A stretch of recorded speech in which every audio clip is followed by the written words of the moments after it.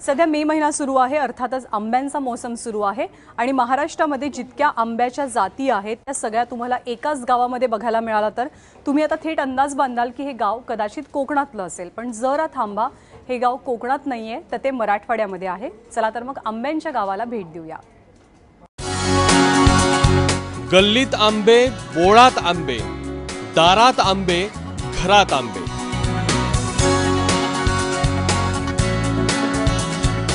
नजर जाईल आणि नजर जात नाही तिथपर्यंत आंबेच आंबे। इथं तुम्ही झोपूनही आंबे तोडू शकता।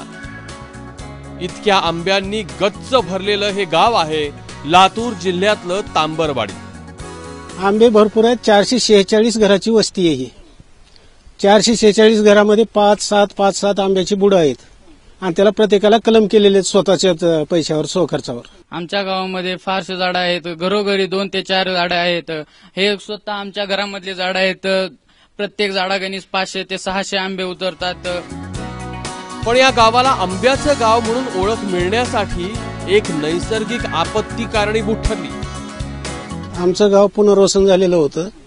त्याच्यानंतर ते झाडं ऊन असल्यामुळे उन्हाच्या सावलीसाठी झाडं लावली आंब्याचे झाडं लावल्याच्या नंतर ते आंब्याची झाडं वाढले आणि त्याला कलम करून वेगळ्या पद्धतीचे कलम करून आम्ही झाडं तयार केले आणि ते आम्हाला खायला मिळू लागले, उपभोग घेऊ लागला सावलीचा। प्रत्येकाने खांद्यावर घागरी घेऊन या आंब्यासाठी जास्तीत जास्त प्रयत्न करून आंबे जगवले आहेत। तसल्या उन्हाळ्यामध्ये सुद्धा एक थेंबापासून आंब्याला वाचवले आहेत।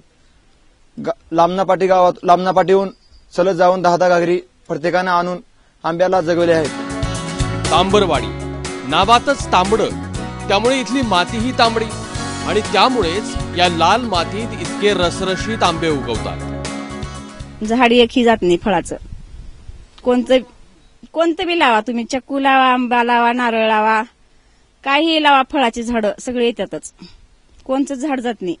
4 वर्षात फळ लागतंय। केशर, हापूस, पायरी, गुठली, केळी, नीलम, नारळी, शेप्या, आंब्यामध्ये जितक्या जाती आहेत ना तितक्या सगळ्या जाती इथं आहेत। त्यामुळे इथं आंब्याच्या सीझन मध्ये घराघरात आमरसाचाच बेत असतो।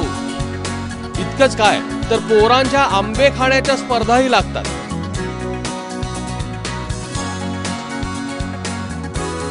12 आंबे होते, त्या 12 आंब्यापैकी मी 4 आंबे खाल्ले आणि पहिला विजेता म्हणून ठरलो।